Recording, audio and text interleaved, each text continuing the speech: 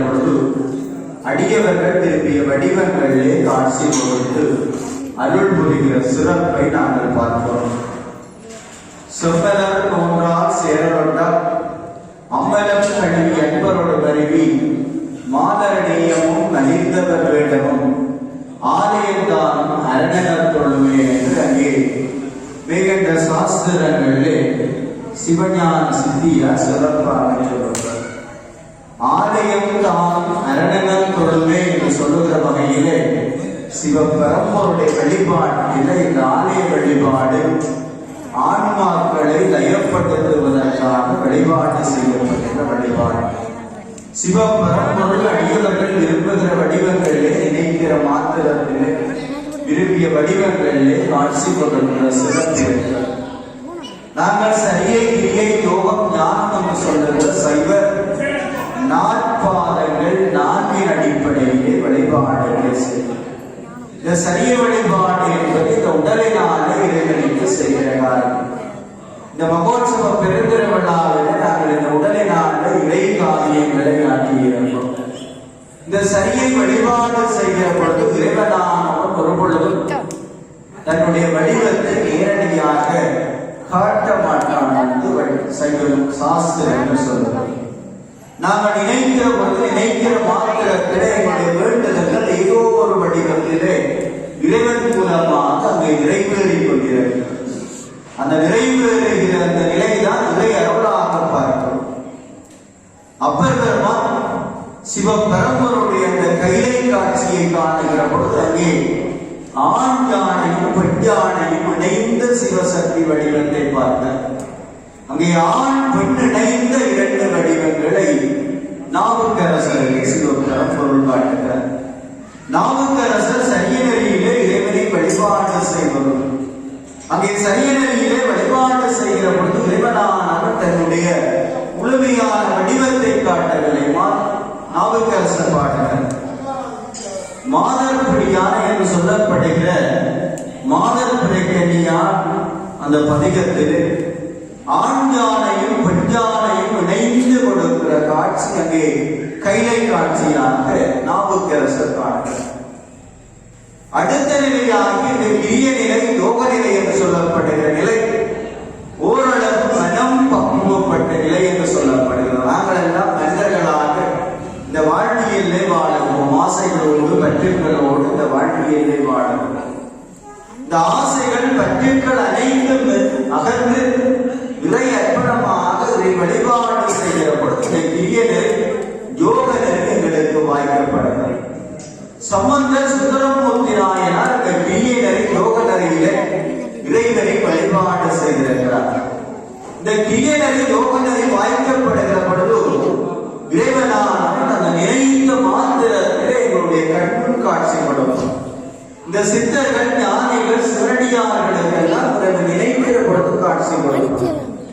சம்பந்த குழந்தை எங்களை யாகம் செய்கிற தன் தந்தையினுடைய யாகத்திற்கு பொன்னுள்ளை என்று இறைவனிடத்திலே இடரிடம் தளரிடம் பதிகப்பாடுகிற பொழுது சிவபெரும்பொருளை பொன்னை கொடுத்தார். சுந்தரமூர்த்தி நாயனார் ஆற்றிலே விட்ட பொன்னை குளத்திலே எடுத்தார். ஆக இறைவன் நினைத்த மாத்திரத்திலே காட்சி கொடுத்தார். சம்பந்த குழந்தை இந்த பூங்காவையினுடைய அந்த சாம்பலை வைத்து கொண்டு இறைவனை நினைத்து பாடுகிறார். இறைவன் அந்த பூங்காவை உயிர்ப்பிக்கிறார். கிரிய நிலை யோக நிலையிலே இறைவன் நினைத்த மாத்திரத்தில் எங்களுக்கு காட்சி கொடுக்கிறார். ஞான நிலை என்பது எங்களுடைய மனம் பக்குவப்பட்ட இறுதி நிலை என்று சொல்லப்படுகிறது. எங்களுடைய வாழ்வியலை இருக்கிற அனைவருக்கும் ஞான நிலையிலே இறைவனை காண முடியாது. ஞான நிலை என்பது அனைத்தையும் விடுபட்ட பற்றற்ற பக்குவ நிலை. அங்கே மணிவாசக பெருமான் ஞானம் கைவிடப்படுகிற பொழுது சிவபெருமான் குருந்தவரனிலே குருவடிவிலே வந்து காட்சி கொடுப்பார். அந்த ஞானம் என்பது என்னுடைய மனதிலே ஆன்மாவிடத்திலே பற்றற்ற நிலை. மணிவாசகர் அந்த அரசனுடைய முதலமைச்சராக இருக்கிற குதிரை வாங்குவதற்காக பொருட்களை எல்லாம் கொண்டு வருகிறார். கொண்டு வந்த பொருட்களை எல்லாம் உரை காரியத்திற்கு பயன்படுத்துகிறார். தான் யார் என்பதை மறந்துவிட்டார். அனைத்து உரை செய்யலாம்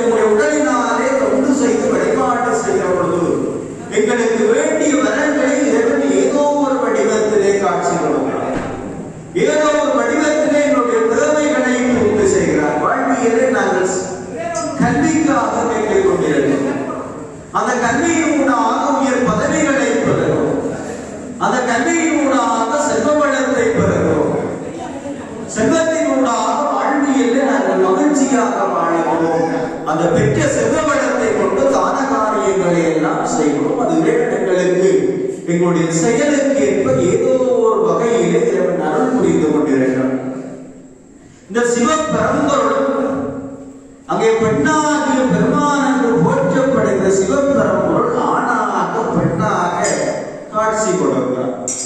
இந்த சிவபரம்பொருள் அருவமும் உருவமும் மற்ற ஒரு அனாதியான பரம்பொருள். மணிவாசக பெருமான் சொல்கிறார், ஆதியும் அந்தமும் இல்லா அரும்பெரும் ஜோதியை யாம்பாட கெட்டேயும் வாழ்ந்தவன் என்று சொல்லுகிறார். இந்த திருவம்பாவை பாடலானது மணிவாசக பெருமானினாலே இறைவனை நோக்கி இறைவனிடத்திலே பக்தியை ஏற்படுத்துவதற்காக பாடப்படுகிறது. மணிவாசக பெருமான் தன்னை ஒரு பெண்ணாக பாவனை செய்கிறார். அதிகாலை வேளையிலே அங்கே உயிரிழப்பாது நித்திரை செய்கிற பெண்களை, கன்னி பெண்களை இந்த பதிகத்தை பாடி உயிரிழப்பி அந்த ஆற்றிலே நீராடி இறைவனை வழிபாடு செய்வதற்காக இந்த திருவம்பாவை பாடல் பாடப்பட்டிருக்கிறது. ஏனென்றால் வாழ்வியல்ல இறைவனிடத்திலே வரம் கேட்பவர்கள் பெண்கள். இல்லற வாழ்வியல்ல தாங்கள் வாழுகிற போது தங்களுடைய பிள்ளைகளுக்காக வரம் கேட்கிறார்கள். தங்களுடைய கணவன் என்ற ஆயுளோடு வாழ வேண்டும் என்று இறைவனிடத்திலே வரம் கேட்கிறார்கள். அந்த வாழ்வியல் வரம் என்பது பெண்ணானவருடைய வழிபாட்டின் ஊடாக அந்த குடும்பத்திலே முக்கியத்துவம் கொடுக்கப்பட்ட இந்த வழிபாடுகள் எல்லாம் செய்யப்படுகிறது. இந்த ஆலயத்திலே பெண் வடிவிலே அங்கே முத்துமாரி தாயார் வீட்டியிருக்கிறார். இந்த மணிவாசக பெருமான் திருவம்பாவையில இந்த கன்னீர் பெண்களை உயிரெழுப்பி அந்த நீர்நிலையிலே நீராடி அவர்களுக்கு நல்ல கணவன் வாய்க்கப்பட வேண்டும், திருமண வாக்கியம் நடைபெற வேண்டும், நல்ல புத்திரர்கள் கிடைக்க வேண்டும், அந்த புத்திரர்கள் கல்வியிலே உயர்ந்து விளங்க வேண்டும், செல்வ வாழ்வியலை வாழ வேண்டும் என்று இறைவனிடத்திலே அந்த வரவு கேட்கிற பாவனையாக இந்த திருவம்பாவை பாடலில் இருக்கிறது. ஆதியும் அந்தமும் இல்லா அரும்பெரும் ஜோதியை யாம்பாட கேட்டேயும் வாழ்ந்திடங்கள் மாதோ வளர்ந்தியோ வச்சதியோனின் சொல்லிதான் மாதவன் பார்கடர்கள் வாழ்த்திய வாழ்த்தொழில் போய் இனி வாய் கெட்டலமே விமி மெய்மறந்து போதால் அமையின் மேல் நின்றும் புரட்டின்ற நேரேறமாக கிடந்தாள் எங்கே இதே தோழி பரசே போரம்பாவா என்று பாடுகிறார். அங்கே தோழியை உயிரிழப்புவதாக பாடுகிறார். நான் இந்த பாடலை பாடிக்கொண்டு வருகிறேன். உன்னுடைய செவியிலே விடவில்லையா? நீ வன்சவியா? நீ இப்பொழுது நித்திரை கொண்டு கொண்டிருக்கிறாய். என்னுடைய வாழ்வியலை நாங்கள் அதிகாலை பொழுதிலே நித்திரை விட்டிட வேண்டும் என்று சொல்லுகிறார்கள். பிரம்ம முகூர்த்தம் என்று சொல்லப்படுகிற பொழுது இருக்கிறது. அதிகாலை 4 மணியோடக்கும் 4:30 மணிக்குட்பட்ட காலம் இந்த பிரம்ம முகூர்த்தம். நீங்கள் எல்லாம் சிறார்களாக இருக்கிற நீங்கள் அதிகாலையிலே கல்வி கேட்பதற்காக இந்த பிரம்ம முகூர்த்த நேரத்திலே நீங்கள் நித்திரை விட்டிடணும். அந்த இடத்திலே எழுந்து பாருங்கள்.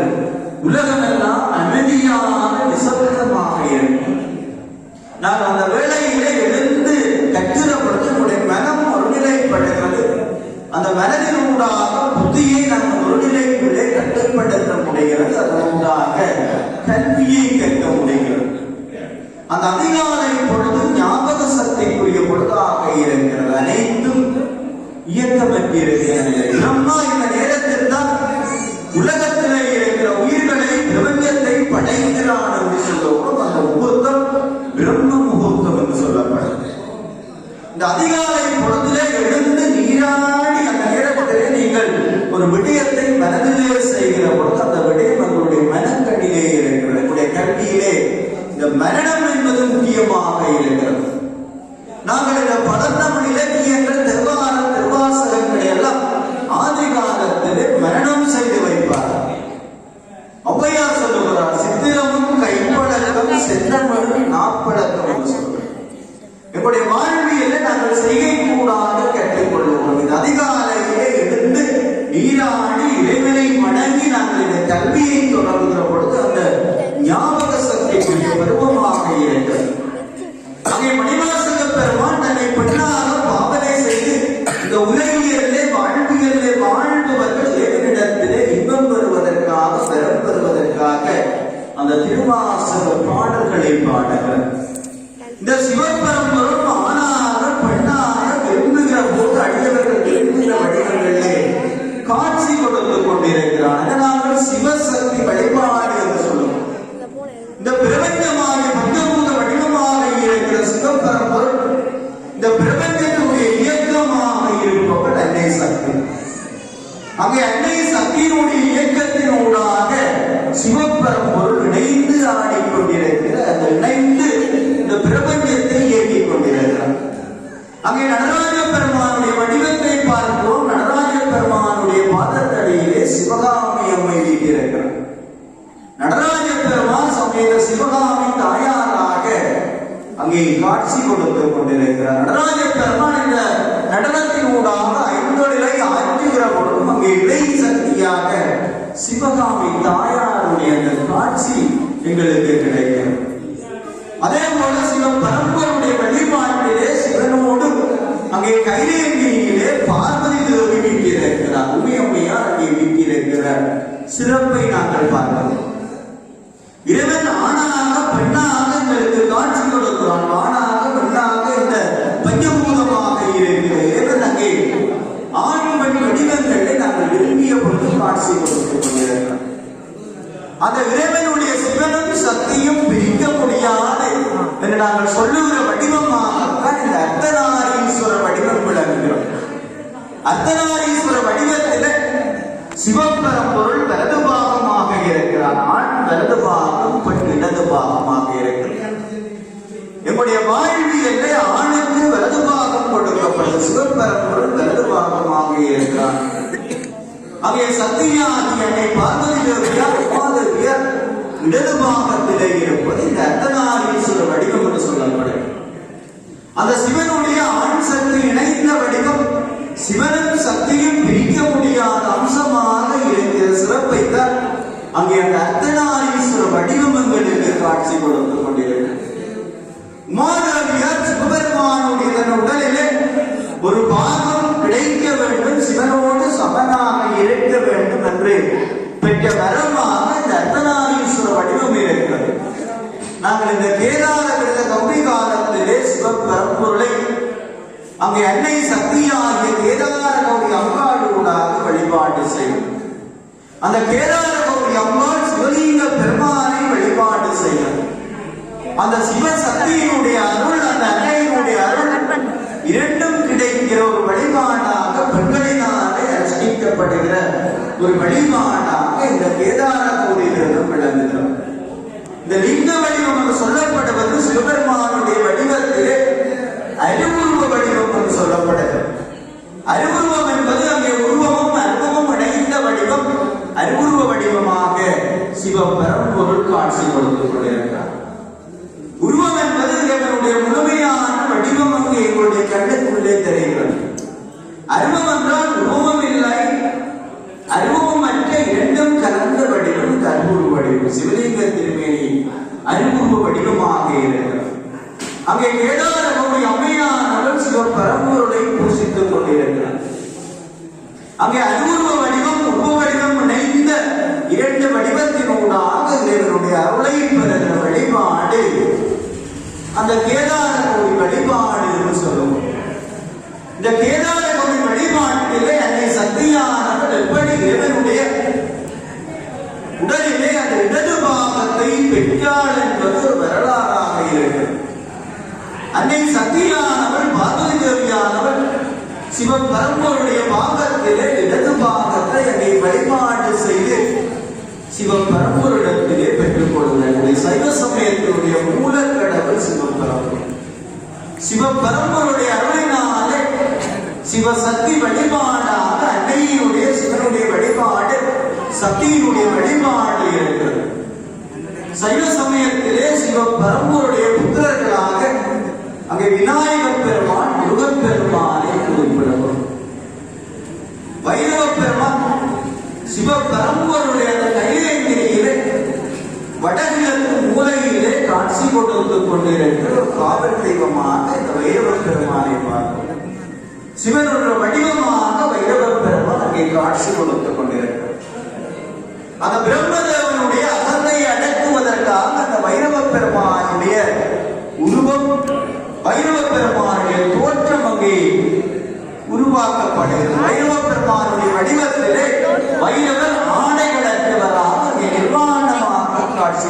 கொண்டிருக்கிறார். ஏன் பைரவ பெருமான் ஆணையற்றவராக காட்சி கொடுத்துக் கொண்டிருக்கிறார் என்றால் அவர் எந்த பற்றுக்களும் அற்றவராக அவருடைய வடிவம் இருக்கிறது. இந்த 8 திக்குகளும் சொல்லப்படுகிற இந்த திக்குகளை ஆடையாக அணிந்திருப்பவர் பைரவ பெருமான்.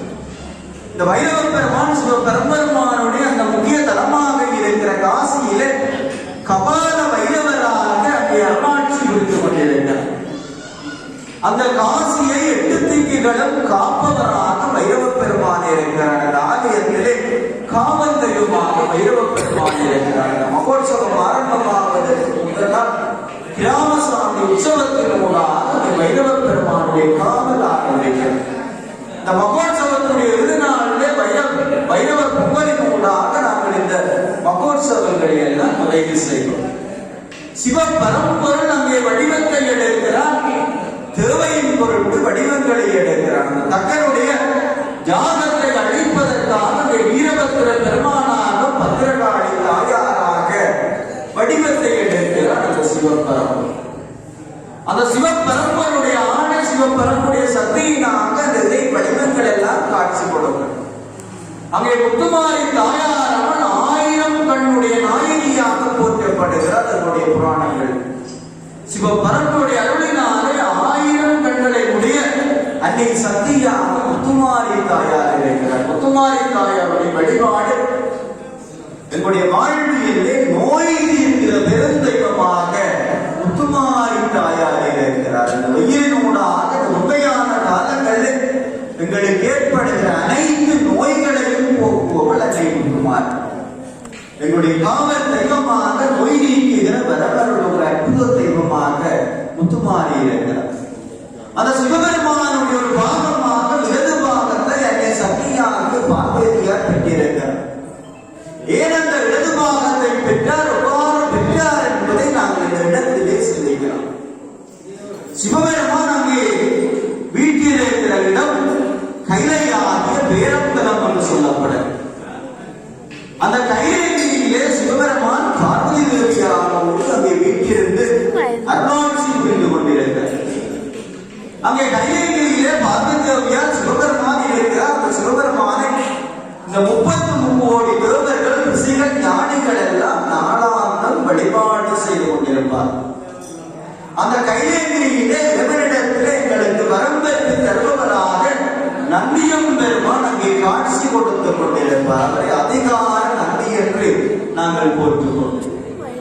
அந்த கைலேகிரியிலே தேவர்கள் ரிஷிகள் முனிவர்கள் எல்லாம் அங்கே வழிபாடு செய்து கொண்டிருப்பார்கள். நாளாந்தம் வழிபாடு செய்வார். அப்படி அந்த கைலேகிரியிலே வழிபாடு செய்கிற முனிவர்களே பிரிங்கி முனிவர் என்று சொல்லப்படுகிற ஒரு முனிவர் அதிசக்தி வாய்ந்தவராக இருக்கிறார். இந்த பிரிங்கி முனிவர் சக்தியை விட சிவன் மீது அதீத பற்று கொண்டவர். அனைத்தும் சிவன் என்று சிவபெருமானையே மட்டும் நம்மை வழிபாடு செய்யும். சக்தியை விட சிவன் மேல சிவபெருமானிடத்திலே மட்டும் அன்பு கொண்டு வழிபாடு செய்பவராக இந்த பிரிங்கி முனிவர் இருக்கிறார். கைலேகிரியிலே இந்த ரிஷிகள் ஞானிகள் முனிவர்கள் எல்லாம் சிவபெருமானை வலம் வந்து வழிபாடு செய்து கொண்டிருக்கிறார்கள். அப்பொழுது அன்னை பார்வதியார் சிவபெருமானோடு இணைந்து அங்கே நெருக்கமாக அடியவர்களுக்கு அந்த ரிஷிகள் ஞானிகள் 33 கோடி தேவர்களுக்கு எல்லாம் காட்சி கொடுத்துக் கொண்டிருக்கிறார். இந்த வேளையிலே வழிபாடு செய்வதற்காக அங்கே பிரிங்கி முனிவர் வருகிறார். இப்பொழுது அன்னை பார்வதியும் சிவபெருமானும் இணைந்து அங்கே காட்சி கொடுத்துக் கொண்டிருக்கிறார். இதை கண்டதும் பிரிங்கி முனிவருடைய மனதிலே தோன்றுகிறது, நான் சிவனை மட்டும்தான் வழிபாடு செய்வேன். இப்பொழுது அன்னை பார்வதியும் சிவனோடு இணைந்திருக்கிறார். எப்படி நான் சிவபரம்பொருளை சுற்றி வலம் வந்து வழிபாடு செய்வது என்று பிரிங்கி முனிவர் ஒரு கணம் யோசிக்கிறார். நான் சிவனையே மேலாக வழிபாடு செய்வோம். இப்பொழுது அன்னையோடு சிவன் இணைந்திருக்கிறார். நான் எப்படி சிவனை அங்கே சுற்றி வலம் வருவேன் என்று பிரிங்கி முனிவர் யோசிக்கிறார். யோசிக்கிற பொழுது அந்த முனிவர் தன்னுடைய சக்தியினாலே ஒரு பண்டினுடைய வடிவம் எடுத்து அங்கே சிவனுக்கும் உமாதேவியாருக்கும் இடையாக அங்கே சிவபெருமானை சுற்றி வலம் வருகிறார். இந்த சம்பவத்தை கண்ட பார்வதி தேவியார் கோபம் கொள்ளுகிறார். அங்கே பிரிங்கி முனிவருக்கு சாபம் அடைகிறார். பிரிங்கி முனிவருடைய அந்த சக்தி அடங்கி போக வேண்டும் என்று சாபம் கொடுக்கிறார்.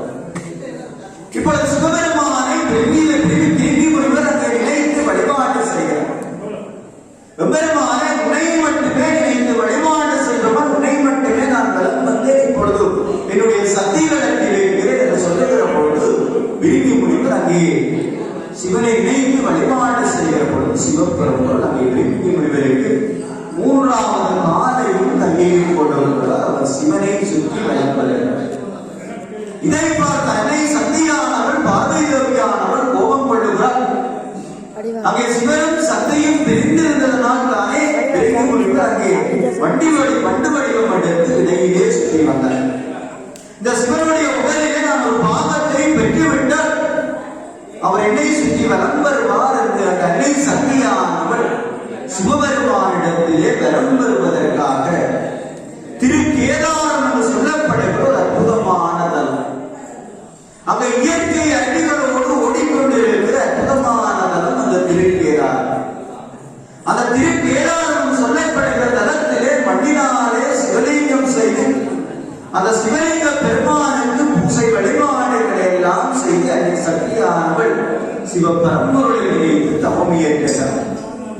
அந்த தவத்தினுடைய வலிமையினாலே அந்த சிவ பூசையினாலே சிவபரம்பொருள் அங்கே உமாதேவியாகிய பார்வதிக்கு தன்னுடைய உடலிலே ஒரு பாகத்தை கொடுக்கிறார், இடது பாகத்தை கொடுக்கிறார்.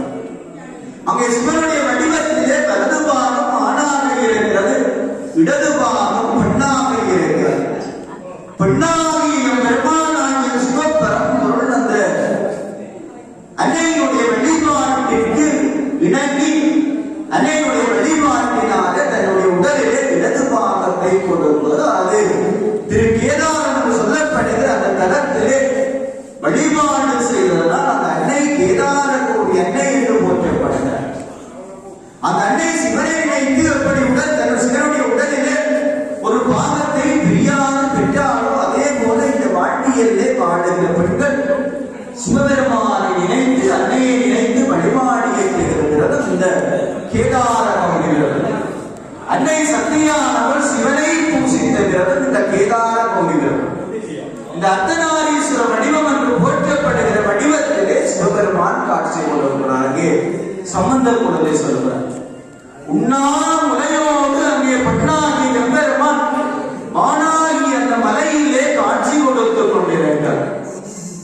சிவபெருமானுடைய அக்கினி தலங்கள்ல இந்த திருவண்ணாமலை என்று சொல்லப்படுகிற தலம் இருக்கிறது. சிவபெருமான் பஞ்சபூத தலத்திலே அங்கே காட்சி கொடுத்துக் கொண்டிருக்கிறார். நிலம், நீர், தீ, காற்று, ஆகாயம் என்று சொல்லுகிற பஞ்சபூத வடிவமாக விளங்குகிற சிவபெருமானுடைய அந்த அக்கினி தலம் திருவண்ணாமலை என்று சொல்லப்படுகிறது. அந்த அக்கினி தலமாகி திருவண்ணாமலையிலே சிவபெருமான் ஜோதி வடிவிலே காட்சி கொடுத்துக் கொண்டிருக்கிறார். நாங்கள் இறை வழிபாட்டிலே இந்த பஞ்சபூதத்திலே ஜோதிக்கு முதலிடம் கொடுக்கிறோம். நாங்கள் நீரினாலே அபிஷேகம் செய்து வழிபாடு செய்கிறோம். அந்த பஞ்சபூதத்திலே நீரினாலே இறைவனுக்கு வழிபாடு செய்கிற வழிபாடு. இந்த அக்கினி காரியமாக வழிபாடு செய்வோம். மோககுண்டத்திலே அக்கினி வளர்ந்து இந்த பிரபஞ்ச சக்திகளை எல்லாம் அந்த அக்கினி குண்டத்திலே எழுந்தருளல் செய்து அந்த அக்கினி குண்டத்திலே இருக்கிற இறை சக்தியை கும்பநீரிலே எழுந்தருளல் செய்து கும்பநீரை இறை விக்கிரமாகிற பிம்பத்திலே ஊற்றி வழிபாடு செய்வோம். அங்கே பஞ்சபூதத்தினுடைய சேர்க்கை வழிபாடாக இந்த வழிபாடு இருக்கிறது. இந்த பிரபஞ்சம் முழுவதும் இறை சக்தியாக இறைவன் நிறைந்திருக்கிறார், சிவபரம்பொருள் நிறைந்திருக்கிறார். நாங்கள் அவனுக்கு வடிவம் கொடுத்து உருவம் கொடுத்து கடவுளராக ஒரு இடத்திலே இருந்து வழிபாடு செய்வது இந்த ஆலய வழிபாடு என்று சொல்லப்படும். இந்த திருவண்ணாமலை என்று சொல்லப்படுவது ஒரு அக்கினி தலமாக இருக்கிற சிவபெருமானுடைய பஞ்சபூத தலங்களிலே அக்கினி தலம். அங்கே இருக்கிற சிவபெரும்பொருள் அருணாச்சலேஸ்வர பெருமானாக காட்சி கொடுத்துக் கொண்டிருக்கிறார். அந்த அருணாச்சலேஸ்வர பெருமானோடு உண்ணாமலை அம்மையார் அங்கே வீட்டிலிருந்து அருளாட்சி புரிந்து கொண்டிருக்கிற அந்த அற்புதமான தலம். அந்த தலத்திலே சிவபெருமான் ஆணாக பெண்ணாக வடிவம் கொண்டு காட்சி கொடுத்தாங்க. வருடத்திலே ஒரு தடவை அர்த்தநாரீஸ்வர வடிவமாக அந்த திருவண்ணாமலையிலே சிவபெரும்பொருள் காட்சி கொடுக்கிறார். அந்த தினம் எந்த தினம் என்று நாங்கள் பார்க்கிற பொழுது சிவபெருமான் அந்த அக்கினி வடிவமாக இருக்கிற சிவபெருமான் அங்கே ஜோதி வடிவமாக காட்சி கொடுத்த நன்னாளில் தான் அங்கே அர்த்தநாரீஸ்வரமாக சிவபெருமான் அடியவர்களுக்கு காட்சி கொடுத்தார். சிவன் எப்பொழுது ஜோதி வடிவாக காட்சி கொடுத்தார்கள் நாங்கள் பார்க்கிறோம். கந்தபுராணம் சொல்லுகிறது சிவபெருமானுடைய அந்த வரலாற்றிலே பிரம்ம விஷ்ணுக்கள் அடிமுடி தேடிய வரலாற்றை கந்தபுராணம் சொல்லுகிறது. அந்த அடிமுடி தேடிய வரலாற்றோடு சிவபெருமான் அங்கே ஆணாக பெண்ணாக வடிவம் கொண்டு காட்சி கொடுத்து கொண்டிருக்கிற அந்த திருவண்ணாமலையினுடைய சிறப்பு சொல்லப்படுகிறது. இந்த அடிமுடி தேடிய வரலாறு என்பது சிவனுடைய அடியையும் முடியையும் தேடிய வரலாறு. சிவபெருமானுடைய வடிவத்தினுடைய தோற்றத்தையும் முடிவையும் யாராலும் காண முடியாது. ரிஷிகளினாலும் முனிவர்களினாலும் வழிபாடு செய்கிற போது அவருடைய பக்குவத்துக்கு ஏற்ப இறைவன் ஒவ்வொரு வடிவங்களிலே காட்சி கொடுத்துக் கொண்டிருக்கிறான். இல்லை என்ற பெரும் பொருளாக பெரும் சக்தியாக இறை சக்தியாக நாங்கள் சிவபரம்பொருளை பார்க்கிறோம். நாங்கள் விரும்புகிற வடிவங்களே விரும்புகிற வழிபாட்டிலே இறைவன் காட்சி கொடுத்துக் கொண்டிருக்கிறார். இந்த திருவண்ணாமலையிலே யாருக்காக சிவபரம்பொருள் ஜோதி வடிவிலே காட்சி கொடுத்தார் என்றால் இந்த பிரம்ம விஷ்ணுக்களுக்காக காட்சி கொடுத்தார். இந்த பிரம்மாவானவன் படைத்த தொழிலை செய்வோம். பிரம்மாவினுடைய சக்தியாக விளங்குவவள் சரஸ்வதி தேவி. சரஸ்வதி கல்விக்குரிய அதிபதியாக விளங்குகிறார். காத்து தொழிலை செய்பவன் விஷ்ணு பகவான் திருமால் என்று பார்க்கிறோம். அவருடைய சக்தியாக மகாலட்சுமி என்றால் மகாலட்சுமி செல்வ வளர்க்கக்கூடிய அதிபர். என்னுடைய வாழ்வியலை இந்த கல்வியின் தேவை செல்வம் தேவை. இந்த கல்வியினாலோ செல்வத்தினாலோ ஒரு பொழுதும் நாங்கள் கடவுளை காண முடியாது, கடவுளை அடையவும் முடியாது. இந்த பிரம்மதேவனுக்கும் திருமாலுக்கும் இடையிலே ஒரு முறை அகந்தை ஏற்படுகிறது. அகந்தை என்பது இந்த ஆணவத்தினாலே ஏற்படுவது. யார் பெரியவன், என்னை விட யாரும் அனைத்து எண்ணினாலே முடியும் என்ற இந்த அகங்காரம் மமகாரத்தினாலே எழுவது ஆணவம். இப்பொழுது பிரம்மதேவனுக்கும் திருமாலுக்கும் இடையிலே ஆணவம் ஏதோங்குகிறது, அகந்தை குடிகொள்ளுகிறது. பிரம்மதேவன் சொல்லுகிறான், இந்த பிரபஞ்சத்தை எல்லாம் நான் தான் படைக்கிறேன், அதனால் நான் தான் பெரியவன் என்று சொல்லுவார். திருமால் சொல்லுகிறான், என்னுடைய கம்பளில் நின்று வருகிற தாமரை மலர்ந்திருந்து தோற்றம் பெற்றவன் தான் நீ. உன்னையே நான் தோற்றம் பெற வைத்திருக்கிறேன். உன்னால் படைக்கப்பட்ட இந்த பிரபஞ்சத்தை அனைத்தையும் காப்பவன் தான், அதனால் யானே பெரியவன் என்று திருமால் சொல்லுவான். இப்பொழுது பிரம்மாவுக்கும் திருமாலுக்கும் இடையிலே அகங்காரத்தினாலே சொற்போர் நடந்து பெரும் கூறாக மாறுகிறது. இதை கண்ட தேவர்கள் எல்லாம் அஞ்சி நடத்துகிறார்கள், பயப்படுகிறார்கள். சிவபெருமானிடத்திலே ஓடோடி செல்லுகிறார்கள். பிரம்மாவும் திருமாலும் தங்களுக்குள்ளே அகந்தையினாலே மோதிக்கொள்ளுகிறார்கள். இதனாலே பெரிய பிரச்சனை வர இருக்கிறது. இதை தீர்த்தர வேண்டும் என்று அந்த சிவபெருமானிடத்திலே வேண்டுகிறார். அங்கே சிவபெருமானை பிரம்மாவும் விஷ்ணுவும் ஆணவத்தினாலே அகந்தையினாலே தங்களுக்குள்ளே மோதிக்கொண்டிருக்கிறார்கள். அல்லவா, இவருடைய அகந்தையை அடைக்க வேண்டும் என்பதற்காக சிவபெருமான் அந்த பிரம்மாவுக்கும் விஷ்ணுவுக்கும் இடையிலே ஜோதி வடிவாக காட்சி கொடுத்தார். அந்த ஒளி வடிவாக ஜோதி பிளம்பாக காட்சி கொடுத்த தலம் தான் இந்தியாவிலே இருக்கிற திருவண்ணாமலை என்று சொல்லப்படுகிற ஒரு அற்புதமான தலம். அங்கே இருவருக்கும் இடையிலே ஜோதி வடிவிலே காட்சி கொடுத்த சிவபெருமான் இந்த ஜோதியினுடைய அடியையும் முடியையும் யார் முதலிலே தேடி கண்டுபிடிக்கிறீர்கள், அவர் பெரியவர் என்று